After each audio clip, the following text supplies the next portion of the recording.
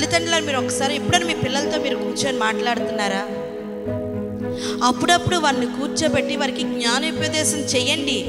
కూర్చోబెట్టి ఎంత పెద్ద అయిపోయినా కూర్చోబెట్టి, నాయన మన పరిస్థితి ఇది, మన ఇంటి పరిస్థితి ఇది, నేను తెస్తున్న జీతం ఇది, మనకి ఉన్నాయి ఇలాగా, దీన్ని ఒకసారి అలాగ ఆర్గనైజ్ చేసుకోండి, చూడండి, దీన్ని మేనేజ్ చేయండి అని అప్పుడప్పుడు మీరు తల్లిదండ్రులుగా పిల్లలతో మాట్లాడుతూ ఉంటే వారికి తల్లిదండ్రుల కష్టం అర్థమవుతుంది. వారికి మీరు జ్ఞానం ఇచ్చిన వాళ్ళు అవుతారు. నెక్స్ట్ వాళ్ళ ఒక లైఫ్ని ఎలా ప్లాన్ చేసుకోవాలో వాళ్ళు అలవాటు పొందుకుంటారండి. దానివల్ల పిల్లలకి మీకున్న గ్యాప్ కూడా దగ్గర అవుతుంది. ఓహో, మా నాన్నగారు మా అమ్మ మమ్మల్ని సంప్రదిస్తున్నారు.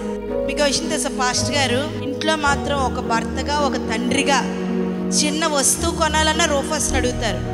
అంటే అది మంచి అలవాటు. అది కుటుంబంలో అంటే ఒక భార్య భర్త పిల్లలకున్న సంబంధం, అది సత్సంబంధం, చాలా మంచి సంబంధం. నాకు డబ్బు ఉంది కదా, నేను కొనేసుకుంటాను కదా అంటే అది పెద్దరికం అయిపోతుంది తప్ప అది కుటుంబంలో బాధ్యత, ఒక ప్రేమ వ్యవహారం జరగదండి. గమనిస్తున్నారా? ఇది అలవాటు చేసుకోండి, కుటుంబాలు సంతోషంగా ఉంటాయి. ఎన్ని ఉన్నా అర్థం చేసుకుంటాం మనం, అండర్స్టాండింగ్ మైండ్ ఉంటుంది. ఓకేనా? ఇది అర్థం చేసుకోండి.